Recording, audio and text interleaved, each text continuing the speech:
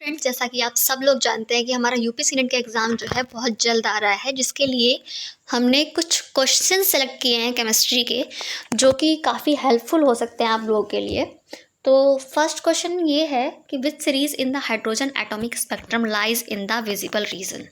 ऐसी कौन सी सीरीज़ है जो कि हाइड्रोजन एटॉमिक स्पेक्ट्रम में विजिबल होती है? कौन सी सीरीज़ हाइड्रोजन एटॉमिक स्पेक्ट्रम में विजिबल होती है? तो ऐसे सिर्फ एक ही सीरीज़ है, द वन एंड ओनली, वो है बामर सीरीज़। क्या है? Balmer series.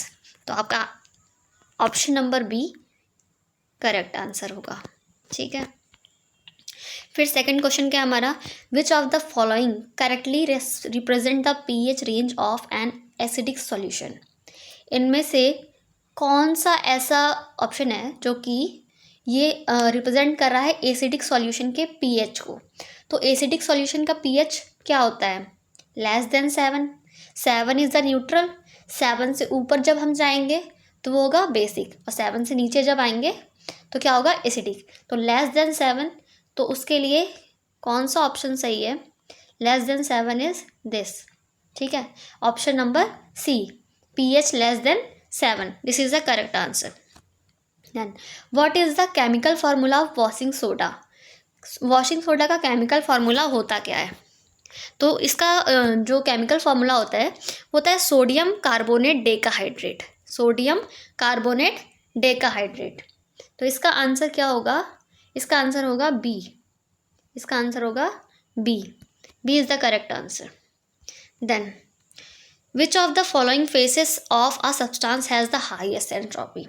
हाईएस्ट एंट्रोपी, देखिए एंट्रोपी ऐसे बढ़ती है जैसे सॉलिड से लिक्विड, देन लिक्विड से गैस, ऐसे बढ़ती है कि जिस सब्सटेंस में, जो का कोई भी सब्सटेंस है, उसमें जितना ज़्यादा डिसऑर्डर अनस्टेबिलिटी रहेगी, उसका एंट्रोपी जो होगा वो उतना ही ज़्यादा होगा।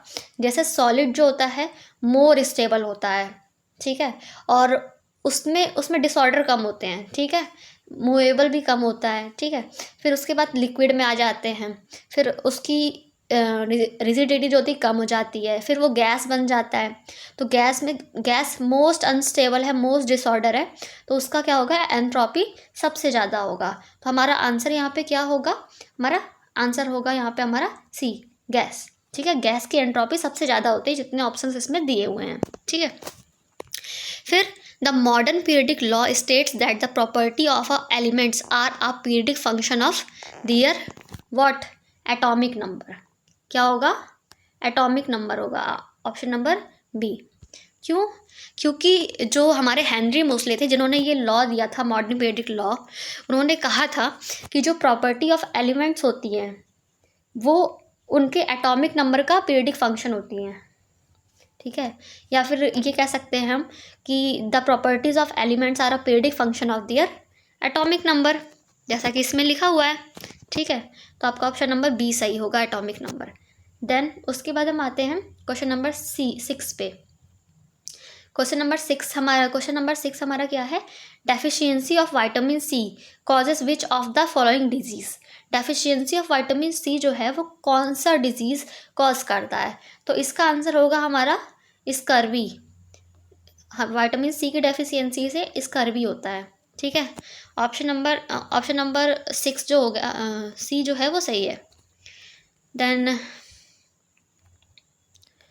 विच of the following elements is most abundant in the earth crust? Earth crust में सबसे ज़्यादा अबंडेंट जो है एलिमेंट कौन सा है? ठीक है, तो सिलिकॉन, एल्युमिनियम, आयरन, ऑक्सीजन दिया हुआ है। तो सब मोस्ट अबंडेंट क्या है हमारे लिए? ऑक्सीजन है। जीवन में भी ऑक्सीजन बहुत ज़रूरी है, जीने के लिए भी, और वैसे भी ऑक्सीजन ज़रूर मोस्ट अबंडेंट भी है। ठीक है, फिर in a galvanic cell which of the following statements is correct? Galvanic cell में कौन सा जो स्टेटमेंट है वो करेक्ट है? ठीक है, तो गैल्वेनिक सेल में हमारा जो स्टेटमेंट है, अब फर्स्ट पढ़ते हैं ऑक्सीडेशन एट कैथोड। कैथोड पे ऑक्सीडेशन नहीं होता है, oxidation at anode, this is the right answer. Galvanic cell में क्या होता है? ऑक्सीडेशन एनोड पे होता है, एनोड पे प्रोसेस होती है ऑक्सीडेशन। ठीक है, देन उसके बाद consider the reaction, question number 10। ये देखो एल्युमिनियम का रिएक्शन हो रहा है किसके साथ, आयरन के साथ। तो यहाँ पे आयरन क्या कर रहा है, एल्युमिनियम को रिड्यूस कर रहा है। यहाँ पे जो हमारा आयरन है वो रिड्यूस कर रहा है एल्युमिनियम को, ठीक है। एल्युमिनियम को यहाँ पे क्या कर दिया, रिड्यूस कर दिया। तो फिर यहाँ पे रिड्यूसिंग एजेंट पूछा भी है, which of this is reducing agent. Reducing agent कौन सा है, तो आयरन ने रिड्यूस किया है तो आयरन ही होगा रिड्यूसिंग एजेंट, ठीक है। फिर for an exothermic reaction the enthalpy change delta H is, मतलब कि एक एक्सोथर्मिक रिएक्शन है। एक्सोथर्मिक रिएक्शन वो रिएक्शन होती है जिसमें एनर्जी रिलीज होती है, ठीक है।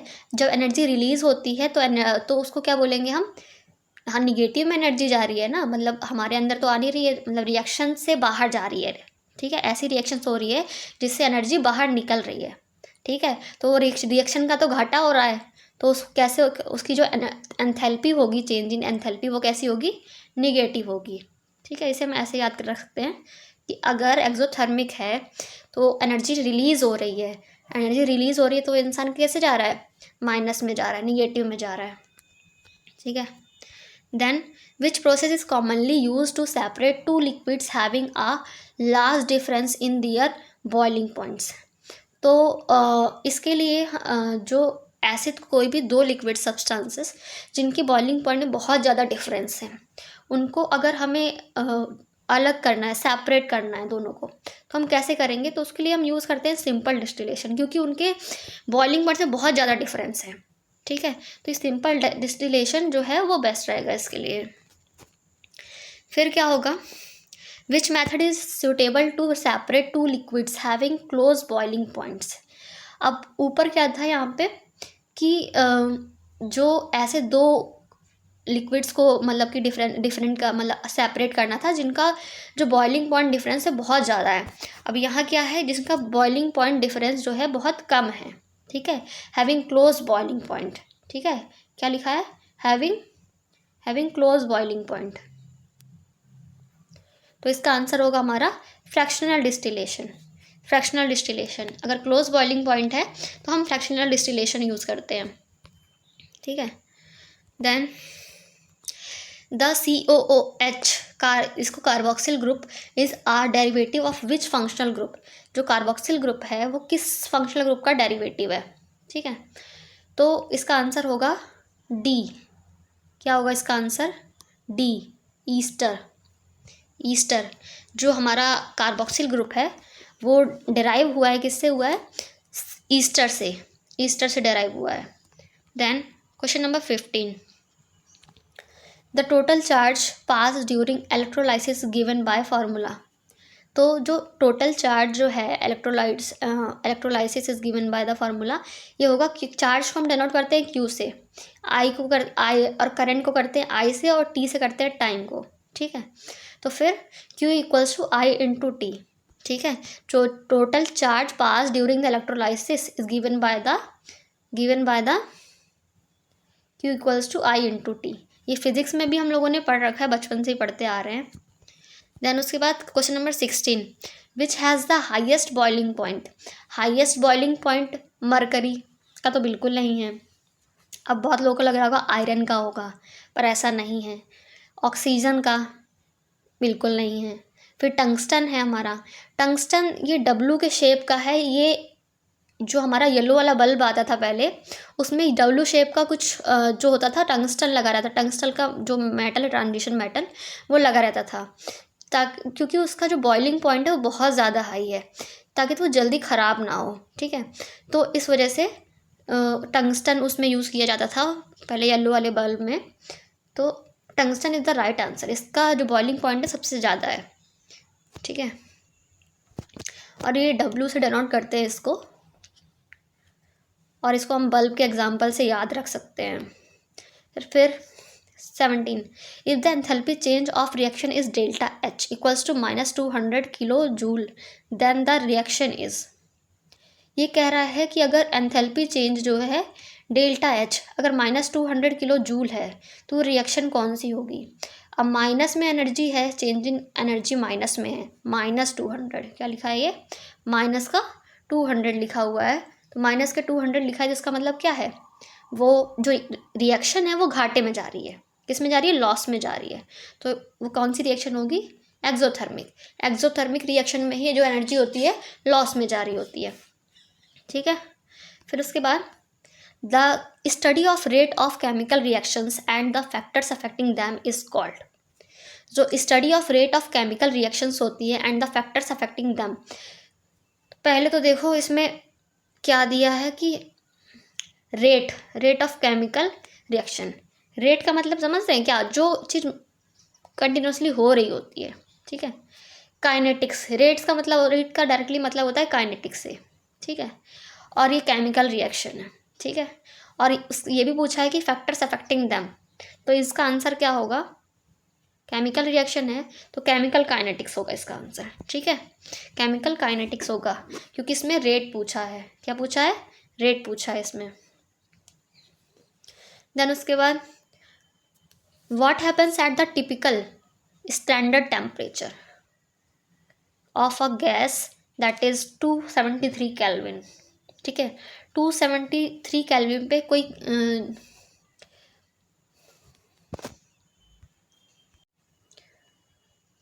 इस 273 केल्विन के टेम्परेचर पे, जो कि एक स्टैंडर्ड टेम्परेचर है, इस पे जो गैस होगा कैसा मतलब बिहेव करेगा, ठीक है।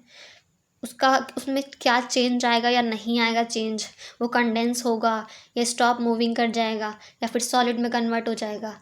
तो इसका आंसर है हमारा ये स्टैंडर्ड टेम्परेचर है, जैसे कि इसमें लिखा हुआ है कि ये स्टैंडर्ड टेम्परेचर है। तो अगर ये स्टैंडर्ड टेम्परेचर है तो गैस यहाँ पे आइडियली बिहेव करेगी। कैसे की बिहेव करेगी, आइडियली बिहेव करेगी, उसमें कोई चेंज नहीं आएगा। देन उसके बाद विच of the following gas turns lime water milky, कौन सी ऐसी गैस है जो कि लाइम वाटर को मिल्की बना देती है। मिल्की मतलब उसमें वाइट अपीयरेंस आ जाता है, ठीक है। जैसे वो होता है, जैसे दूध वाला जो होता है वैसा कलर, ठीक है। तो इसका आंसर होगा हमारा carbon dioxide. Carbon dioxide. Lime water वो होता है जो वो चूना पानी होता है, नॉर्मल लैंग्वेज में हम लोग देसी लैंग्वेज में कहते हैं चूने वाला पानी, ठीक है। वो होता है लाइम वाटर, ठीक है। उसमें जब हम कार्बन डाइऑक्साइड पास करवाते हैं, कार्बन डाइऑक्साइड CO2 पास करवाते हैं हम उसमें, ठीक है, तो क्या हो जाती है, मिल्की हो जाता है। वो कैसा हो जाता है, मिल्की हो जाता है, ठीक है। देन उसके बाद हम आते हैं क्वेश्चन नंबर, लास्ट क्वेश्चन है, which type of force is involve in physical adsorption. Physical adsorption, ध्यान देना, ये एब्जॉर्प्शन नहीं है, एड्जॉर्प्शन है। एड्जॉर्प्शन है, ठीक है, एब्जॉर्प्शन नहीं है, एड्जॉर्प्शन है, AD है, ठीक है। तो एड्जॉर्प्शन जो होता है एक फिजिकल मतलब किसी का स्टेट नहीं चेंज करता, ये एक ऐसी मतलब प्रोसेस है या प्रैक्टिस है जिसमें कि किसी सब्सटेंस की अपनी खुद की प्रॉपर्टीज़ चेंज नहीं होती हैं, ठीक है। तो खुद की प्रॉपर्टीज़ चेंज नहीं हो रही हैं तो इसका आंसर क्या होगा, ठीक है। तो फर्स्ट तो दिया है कोवेलेंट बॉन्ड। कोवेलेंट बॉन्ड जहाँ बनता है वहाँ पे केमिकल रिएक्शन हो रही है, केमिकल चेंज हो रहा है तो उसकी फिजिकल प्रॉपर्टी, उसकी जो सेल्फ प्रॉपर्टी होगी वो चेंज हो जाएगी। आयोनिक बॉन्ड जब बनता है तो भी प्रॉपर्टी चेंज हो जाती है, हाइड्रोजन बॉन्डिंग बनता है तो भी प्रॉपर्टी चेंज हो जाती है। लेकिन वॉन डर वाल फोर्स क्या है, एक फिजिकल मतलब फिजिकल एड्जॉर्प्शन है, ठीक है। ये क्या है, वॉन डर वाल फोर्स फिजिकल फैक्टर है, ठीक है। एक फिजिकल फोर्स है जो कि किसी चीज़ को अपने आप से अटैच करके रखती है, अधेर कर लेती है किसी चीज़ को, अधेरिंग ऑफ अ सब्सटेंस, या फिर किसी ए सब्सटेंस है वो जा करके B सब्सटेंस के ऊपर जो है अधेर हो गया। जैसे कोई गाड़ी है, ठीक है, कार है, उसके शीशे पे जाके कोई डस्ट पार्टिकल उड़ता उड़ता वहाँ पे लग गया तो उसको क्या कहेंगे, एड्जॉर्प्शन, ठीक है। एब्जॉर्प्शन नहीं, एड्जॉर्प्शन, ठीक है। तो आज की क्लास को हम यहीं ख़त्म करते हैं, ठीक है। आई होप ये आप सब लोगों को समझ में आ गई होगी। Thank you so much.